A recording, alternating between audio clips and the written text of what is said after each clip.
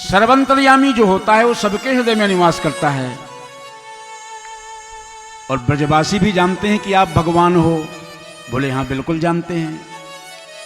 ब्रजवासी जानते हैं आपको कि भगवान हैं और आपके सबके अंदर आपका प्रभाव है, निवास करते हैं आप।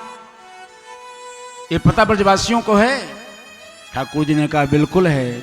अगर नहीं होता तो गोपियां ये नहीं कहती क्या कि न खलु गोपिका नंदनो भवान अखिल देहिनाम अंतरात्मद्र। उनको मालूम है कि संपूर्ण संसार की रक्षा के लिए मैंने अवतार लिया है, मैं परमात्मा हूं। ये गोपियां जानती हैं, ग्वालवाल जानते हैं।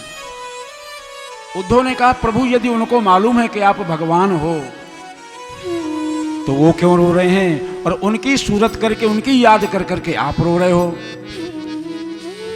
भगवान ने कहा बताओ फिर क्या करें? बोले एक बात बताऊं प्रभु,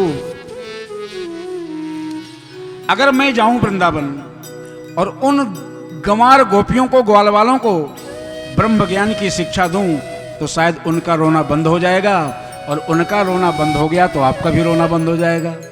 ठाकुर जी ने कहा बिल्कुल बंद हो जाएगा। लेकिन उद्धव एक बात और है। बोले क्या?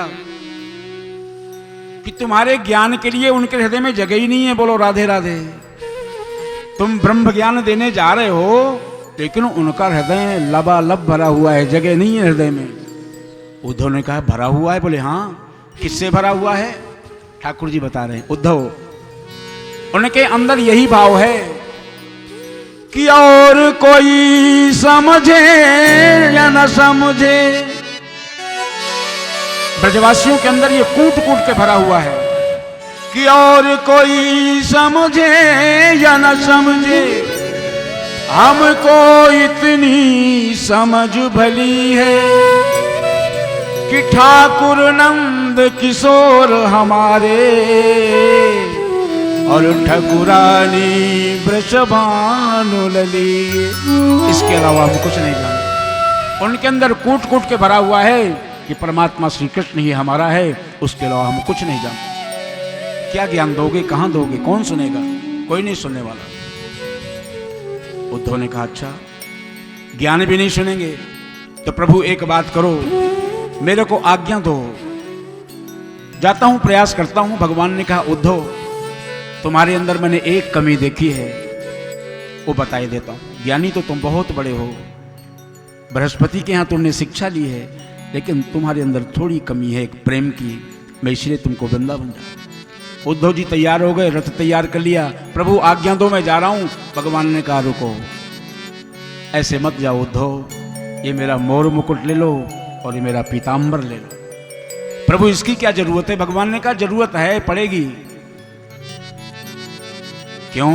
क्योंकि बगैर कृष्ण के न वो किसी से बात करते, न किसी की बात सुनते। बोलो राधे राधे। अगर मोर मुकुट लगा लोगे, पीताम्बर ढाल लोगे, हो सकता है दो चार बात तुमसे कर लें, नहीं करने वाले नहीं। ऐसे पक्के ब्रजवासी हैं मेरे। उद्धव ने मोर मुकुट लगाया, पीताम्बर डाला, रथ निकल पड़ा। सज्जनों इधर उद्धव जी महाराज चल रहे हैं मिलने के लिए ब्रजवासियों से, और उधर जिस दिन से गोविंद ब्रज छोड़े थे ब्रजवासियों की क्या दशा थी सुखदेव जी वर्णन कर रहे हैं। परीक्षित जिस दिन श्याम सुंदर छोड़ के गए, जहां पर ब्रजवासियों को छोड़ा था वहीं सारा दिन खड़े रहते कि कन्हैया आ रहा होगा, आ रहा होगा, आ रहा होगा। इंतजार करते करते रात हो जाती तो रात्रि में घर आते, कृष्ण के विरह में नींद नहीं आती, सारी रात जगते और सवेरे फिर उसी जगह आकर खड़े हो जाते, फिर इंतजार करते। सबके मन में यही था।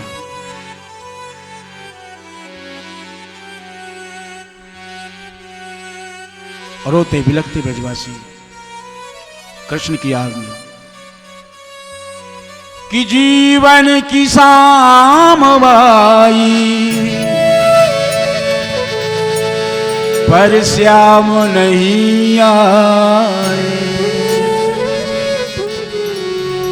बैठे हैं उनकी राह में, पल के बिछाए कि नींद न आए रे, चैन न आए रे, जीवन सारा बीता जाए श्याम न आए रे। नींद न आए रे, चैन न आए रे, नींद न आए रे, चैन न आए रे, जीवन सारा बीता जाए श्याम न आए रे। नींद न आए रे, चैन न आए रे, जीवन सारा बीता जाए श्याम न आए रे। नींद न आए रे, चैन न आए रे, जीवन सारा बीता जाए श्याम न आए रे। पल पल जाए छिन छिन जाए कैसे करूं मैं हाय, पल पल जाए छिन छिन जाए कैसे करूं मैं हाय। नींद न आए रे, चैन न आए रे, जीवन सारा बीता जाए श्याम न आए रे। नींद न आए रे, चैन न आए रे, जीवन सारा बीता जाए श्याम न आए रे।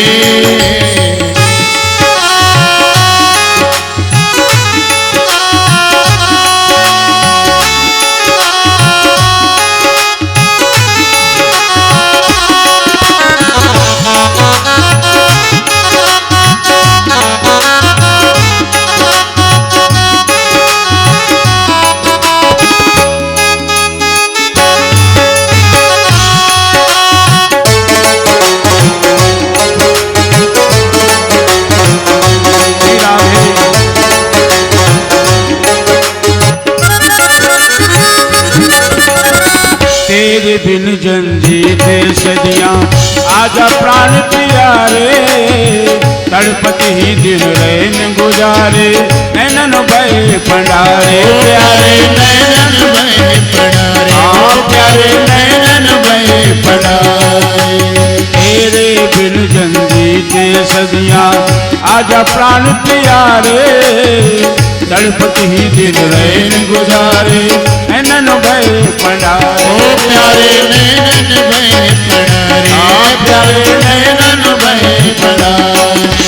कटे नहीं दिन रैन तेरे बिन, कटे नहीं दिन रैन तेरे बिन, सारी रात जगाए नींद न आए रे, चैन न आए रे, जीवन सारा बीता जाए श्याम न आए रे। नींद न आए, चैन न आए, जीवन सारा बीता जाए श्याम न आए रे। नींद न आए।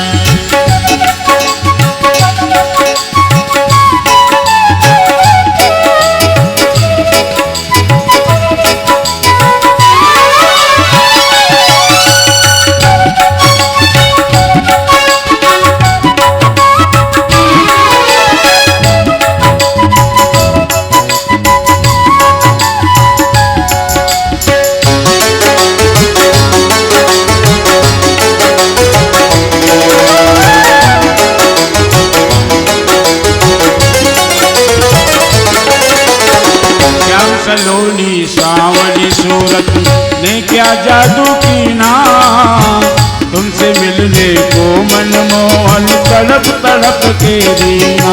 प्यारे तड़प तड़प के जिया, प्यारे तड़प तड़प के जिया। श्याम सलोनी सावली सूरत ने क्या जादू किया, तुमसे मिलने को मनमोहन तड़प तड़प के जिया। प्यारे तड़प तड़प के जिया, प्यारे तड़प तड़प के जिया। एक झलक दिखला जाए अब तो, एक झलक दिखला जाए तो दिल मेरा घबराए। इमनाए नाए रे जीवन सारा बीता जाए श्याम नाए रे चरनाए रे जीवन सारा बीता जाए श्याम नाए रे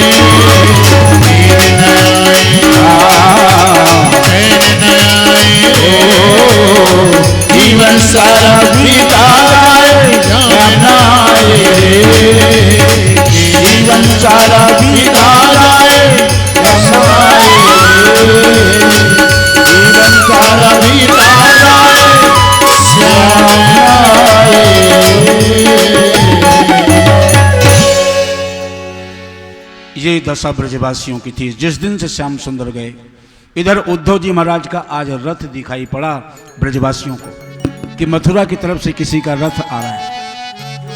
आज ब्रजवासियों को यह लगा कि शायद श्याम सुंदर आ रहे हैं, प्रसन्न हुए। लेकिन सज्जनों, थोड़ी देर में जब रथ पास में आ गया, एक ब्रजवासी कहता है, लाला कन्हैया नहीं हो सकता, ये कन्हैया नहीं है। अरे अगर हमारा कन्हैया आया होता ना तो रथ से छलांग लगाकर हमारे गले लग जाता। ये कन्हैया नहीं है। रथ और पास में आया। अभी तक मोर मुकुट पीतांबर दिख रहा था तो दूर से लग रहा था शायद श्याम सुंदर आ रहे हों। लेकिन रथ जब पास में आया सज्जनों, उद्धव को चेहरों को देखा ब्रजवासियों ने, पहचान गए गोविंद नहीं है, कन्हैया नहीं है। उद्धव जी महाराज रथ से नीचे उतरे। नीचे उतरकर अपना परिचय दिया, मैं उद्धव हूं, श्याम सुंदर ने भेजा है, संदेशा भेजा है, आपसे मिलने आया हूं। आज ब्रजवासी कह रहे हैं, वारे कन्हैया कितना निर्दयी है तू, स्वयं तो आया नहीं, संदेशा भिजवा दिया। कोई बात नहीं। उद्धव ने कहा, पता तो बताओ नंद बाबा कहां रहते हैं, नंदरानी कहां रहती है, मैं जाऊं मिलूं उनसे। ब्रजवासियों ने कहा, उद्धव ये जो पानी बह रहा है ना, इसी नाली के सहारे सहारे चले जाओ, नंद बाबा के घर पहुंच जाओगे। लेकिन उद्धव, ये पानी बरसात का पानी नहीं है, ये पानी किसी घर के नाली का पानी नहीं है। कृष्ण के विरह में, कृष्ण की याद में नंदरानी यशोदा किशोरी श्री राधे रानी ने इतने आंसू बहाए हैं, यह अश्रुधारा बह रही है, जाओ इसी के सहारे चले जाओ, नंद बाबा के यहां पहुंच जाओ। उद्धव जी महाराज नंद बाबा के यहां जाते हैं। नंद बाबा दरवाजे पर पहली पीढ़ी पर बैठे थे। उद्धव ने जाके प्रणाम किया, बाबा मैं उद्धव हूं, कृष्ण ने भेजा है, संदेशा लेकर आया हूं। पास में बिठाया नंद बाबा ने उद्धव को, बड़े प्रेम से पूछने लगे, लाला उद्धव, मेरा कन्हैया हम बूढ़े माँ बाप की भी कभी कभी याद करता है कि नहीं करता? कैसा है लाला उद्धव? ये प्राण निगोड़े निकलना चाहते हैं, लेकिन इसी चाह को लेकर नहीं निकलते कि एक बार कृष्ण को देख लें, उसके बाद चले जाएं। इसलिए रोक रखे हैं उनको, नहीं निकल पा रहे। उद्धव ने कहा, बाबा वो भी तो याद करते हैं आपको, नंदरानी यशोदा से मिला दो मुझे। बाबा ने कहा, अंदर जाओगे ना तो एक पालना है, इस पालने के पास खड़ी है, जाके मिल लो। सज्जनों, जिस दिन से श्याम सुंदर गए, नंदरानी यशोदा उसी पालने के पास उस पालने को झुलाती रहती है। आज भी ये आभास होता है यशोदा को कि मेरा लाला पालने में भी सो रहा है। उद्धव जी महाराज गए, प्रणाम किया, कोई जवाब नहीं दिया। नंद बाबा ने आवाज लगाई, उद्धव जरा जोर से बोलना, उसकी स्मरण शक्ति कमजोर हो गई है। कृष्ण के विरह में उसको सुनाई नहीं पड़ता, जोर से बोलो।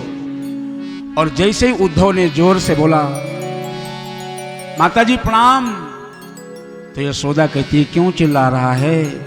पालने में मेरा लाला सो रहा है, कहीं जग न जाए। आज भी यही आभास हो रहा है कि मेरा कन्हैया पालने में ही लेटा हुआ है। उद्धव की ज्ञान की पहली सीढ़ी यहीं खिसक गई। कृष्ण के प्रति ऐसा त्याग, ऐसा व्यवहार देखकर उद्धव ने सोचा कि जब नंद बाबा यशोदा के हाल हैं तो किशोरी राधे के पास क्या मोह लेके जाऊंगा, उनकी क्या दशा होगी। श्री राधे। हिम्मत करके उद्धव जी रात्रि विश्राम किए। सवेरे ब्रज की गोपियों का नियम था, अपने दरवाजे के आगे झाड़ू लगाकर चौक बनाती थी। प्रातः काल आज गोपियां अपने दरवाजे पर प्रातः काल चौक बना रही थी। एक गोपी की नजर पड़ी कि नंद महल से आज कोई निकल रहा है, हलचल सी मची। उद्धव को देखकर उस गोपी ने क्या किया, दौड़ के अन्य गोपियों को बता दिया कि शायद श्याम सुंदर आए हुए हैं। नंद महल में भीड़ लग गई बाहर से कन्हैया से मिलने की। उद्धव ने परिचय दिया, मैं कृष्ण का मित्र हूं उद्धव, कन्हैया ने आपके लिए संदेशा भेजा है, मैं लेके आया हूं।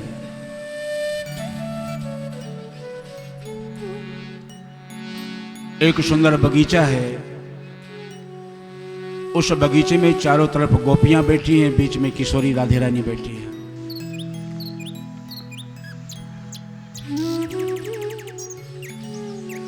उद्धव ने सोचा कि पहले दूर से मैं निरीक्षण कर लूं कि आखिर यहां चल क्या रहा है। ये भीड़ भाड़ बैठी तो है, गोपियां भी हैं, किशोरी जी भी हैं, लेकिन यहां हो क्या रहा है, पहले दूर से निरीक्षण कर लूं, उसके बाद पास में जाऊंगा। एक झाड़ी के पास में चुपचाप छिप के बैठ गए उद्धव जी महाराज। और उसी समय एक भंवरा उड़ते उड़ते आ गया किशोरी सी राधे रानी के पास। बगीचे में भंवरे उड़ते रहते हैं, एक भंवरा आ गया। उस भंवरे को देखकर किशोरी जी कहते हैं, अरे काले कलूटे, तेरा भी वही काम है जो उसने किया है, बोलो राधे राधे।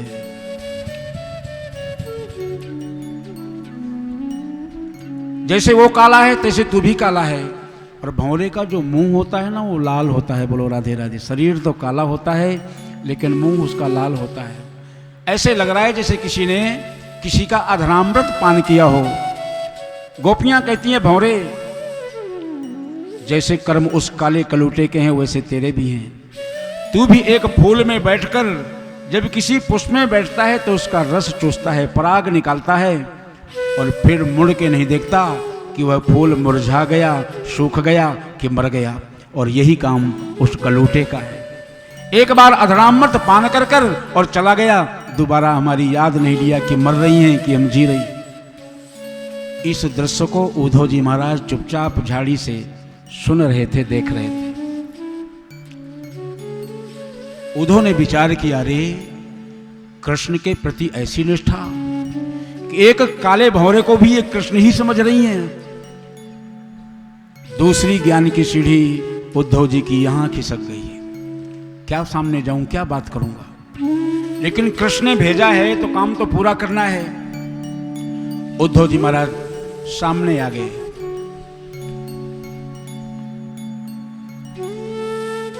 जैसे ही सामने आए, गोपियों ने कहा, अच्छा आइए ज्ञानी जी। उद्धव ने कहा, मैं ज्ञानी वानी नहीं हूं, संदेशा लेके आया हूं बस। सारा ज्ञान गुम हो गया उद्धव जी का। और सबसे बड़ी बात तो ये, सुखदेव जी कहते हैं, परीक्षित, उद्धव ज्ञान देने के लिए आए थे लेकिन यहां सब उल्टा हो गया, बोलो राधे राधे। यहां गोपियां बोल रही हैं, उद्धव सुन रहे हैं, सब उल्टा हो गया, बोल नहीं पा रहे। गोपियों ने क्या किया, ये उल्टा कैसे हो गया, वो भी सुखदेव जी बता रहे हैं। गोपियों ने जो चुनरी ओढ़ रखी थी, किशोरी सी राधे जी ने जो चुन्नी ओढ़ रखी थी, श्याम विरह में रोते रोते वो चुनरी गीली हो गई थी, बोलो राधे राधे। और उसी चुनरी को गोपियों ने क्या किया, एक के ऊपर एक, एक के ऊपर एक, अपनी अपनी चुन्नी उठा के रख दी, एक मंच जैसा बन गया। और उसी चुनरी के ऊपर उद्धव जी को आसन दे दिया, विराजिए ज्ञानी जी। ज्ञानी जी विराजिए, और ज्ञानी जी जैसे उन चुनरी के ऊपर विराजे, कहने आए थे कुछ, अब कह नहीं पा रहे, केवल सुन रहे हैं। गोपियां बोल रही हैं और उद्धव सुन रहे हैं। बीच बीच ज्ञान का उपदेश देने की उद्धव ने कोशिश की है, कहा भी है, क्यों रो रही हो? अरे वो तो परम ब्रह्म परमात्मा है, प्रेम से पुकारो तो हर जगह प्रकट हो जाता है, उद्धव ने कहा। गोपियों ने कहा, अच्छा आपने अच्छी बात बताई, प्रेम से पुकारो प्रकट हो जाता है, लेकिन उद्धव हम तो जानती हैं कि ये प्रीत करने लायक नहीं है, निष्ठुर है। मीरा जी ने भी यही बात कही थी कि जो मैं ऐसा जानती कि प्रीत किए दुख होए, तो नगर ढिंढोरा पीटती कि प्रीत न करियो को। उसी बात को सूरदास जी ने कहा है, मीरा ने कहा, सूरदास जी ने कहा। सूरदास जी ने क्या कहा कि प्रीत करी काहू ना सुख लहो, प्रीत करी काहू ना सुख लहो, प्रीत पतंग करी पावक सो, आप ही प्राण तजो। एक पतंगा कीड़ा होता है, ये अग्नि से बहुत प्यार करता है, जहां अग्नि जलती होती है ना, उड़ उड़ के वहां पहुंच जाता है। सूरदास जी कहते हैं कि इस पतंगे ने अग्नि से प्रेम किया और उसका परिणाम क्या हुआ? तिलांजलि दे दी, प्राण दे दी। अली सुत प्रीत करी जल सुत सो। अली कहते हैं भंवरे को, अली सुत प्रीत करी जल सुत सो। अली कहते हैं भंवरे को और जल सुत कहते हैं कमल को। बोलो राधे राधे। आज तो बिल्कुल आवाज नहीं आ रही, बोलो राधे राधे। बड़े प्रेम से, इतना सुंदर प्रसंग है ठाकुर जी का, बड़े भावों से सुनो। श्री राधे। अली सुत प्रीत करी जल सुत, जल सुत यानी कमल हुआ। और हुआ क्या? सैनमुख मांझ गयो। तो किशोरी जी कहती हैं, सुनो उद्धव, प्रीत करने का परिणाम मालूम है तुम्हें क्या क्या हुआ? और हमने भी प्रीत की, किससे? इस कलूटे से। कि प्रीत मोहन से की, इस भरोसे पे की, प्रीत मोहन से की, इस भरोसे पे की। 4 दिन जिंदगी के गुजर जाएंगे, 4 दिन जिंदगी के गुजर जाएंगे। ओ प्रीत मोहन से की, इस भरोसे पे की, प्रीत मोहन से की, इस भरोसे पे की। 4 दिन जिंदगी के गुजर जाएंगे, 4 दिन जिंदगी के गुजर जाएंगे। क्या भरोसा था ये वक्त भी आएगा, क्या भरोसा था ये वक्त भी आएगा। वादा कर के ये हम से बकर जाएंगे, वादा कर के हम से मुकर जाएंगे। प्रीत मोहन से की, इस भरोसे पे की।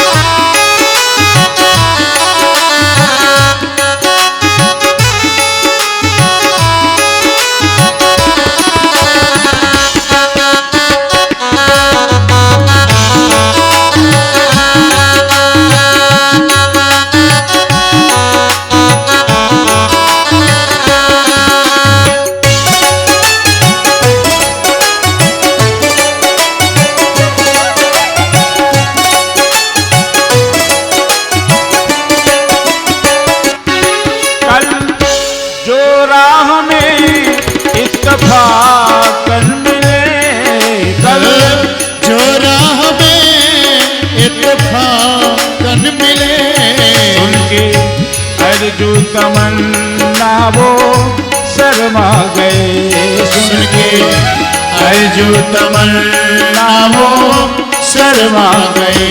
अर्ज मुस्कुरा के कहा रास्ता छोड़ दो, मुस्कुरा के कहा रास्ता छोड़ दो। और हमको जल्दी है हम अपने घर जाएंगे, हमको जल्दी है हम अपने घर जाएंगे। क्यों नहीं आए श्याम, क्यों नहीं आए, क्यों नहीं आए श्याम, क्यों नहीं आए, क्यों नहीं आए श्याम, क्यों नहीं आए, क्यों नहीं आए श्याम, क्यों नहीं आए, क्यों नहीं आए श्याम, क्यों नहीं आए, क्यों नहीं आए श्याम, क्यों नहीं आए, क्यों नहीं आए श्याम, क्यों नहीं आए।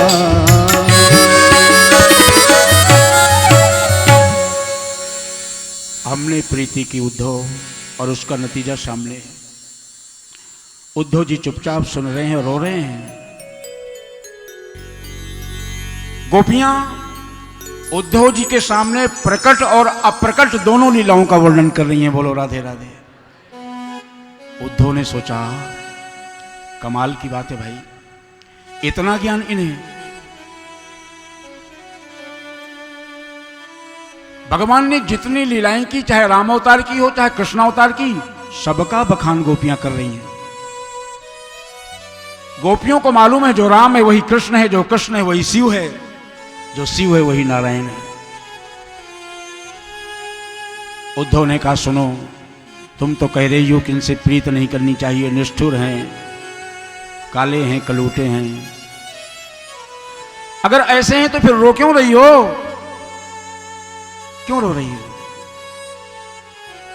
गोपियों ने कहा उद्धव जैसे भी हों हैं तो अपने, बोलो राधे राधे, चाहे जैसे हों हैं तो हमारे ही। उद्धव ने कहा वो सर्वंतर्यामी है, बहुत अच्छे हैं, प्रेम से पुकारो प्रकट हो जाते हैं। गोपियों ने बात पकड़ ली उद्धव की। ए ज्ञानी जी, ये तो बताओ, तुम कहते हो बहुत अच्छे हैं, इनकी दो एक अच्छाई हम भी बता दें। उद्धव ने कहा बताओ। गोपियां कहती हैं सुनो, पहले राम अवतार की अच्छाई सुना देती हैं। सब कोई कहे राम सुधि सहायक, जितनी प्रजा थी उस समय कहती थी राम जैसा साधा सीधा कोई नहीं है, इतना सच्चा है राम। बताएं क्या सच्चाई थी? गोपियों ने कहा बताओ। गोपियां कह रही हैं अरे दुष्टों, ईमानदारों को छोड़ो, जो दुष्ट थे वो भी कहते थे, रावण भी कहता था राम बहुत अच्छा है, वो भी सराहना करता था, लेकिन उनकी अच्छाई हमसे सुनो, हमें मालूम है कितने अच्छे थे। तुम कहते हो ना, पहली अच्छाई सुनो, इतने सीधे हैं कि बानर राज बाली और सुग्रीव दोनों भाई थे, सगे भाई थे, झगड़ा होता है भाइयों में, इनको बीच में कूदने की क्या जरूरत पड़ी, और चुपचाप छुप के बाली को मार दिया, और तुम कहते हो बड़े सीधे हैं, बड़े अच्छे हैं। ऐसा करना चाहिए? ठीक है उद्धव, कोई बात नहीं, शायद तुम ये सोचो कि वो तो क्षत्रिय थे, राम अवतार में तो क्षत्रिय किसी को मार सकता है, तो ब्राह्मण अवतार की अच्छाई सुन लो, बोलो राधे राधे। ये बामन बन के आए, बामन अंगुल बन के आए राजा बलि के यहाँ, और इतने सीधे, 3 पैसे ज्यादा मैं लूंगा ही नहीं, 3 से न 3.25 लूंगा और न 3.25 लूंगा। और अंत में क्या किया है उद्धव मालूम है? सारी संपत्ति तो उसकी ले ली बलि की, और देने वालों को भी नहीं छोड़ा, उसको भी नाप लिया, बोलो राधे राधे, उसको भी नहीं छोड़ा। और तुम कहते हो बहुत सीधे हैं, बहुत सीधे। और बताऊं, इतने सीधे हैं कि शूर्पणखा बिचारी इनके पास घूमते घूमते पहुंच गई और बोली कि मुझसे विवाह कर लो। क्यों पहुंच गई? अरे भाई इतने सुंदर हैं कि कौन नहीं इनके पास पहुंच जाएगा, सब पहुंच जाएंगे। इनकी सुंदरता देखकर वो बेचारी पहुंच गई कि मेरे साथ विवाह कर लो। विवाह तो किया ही नहीं, ऐसी हालत कर दी कि कोई दूसरा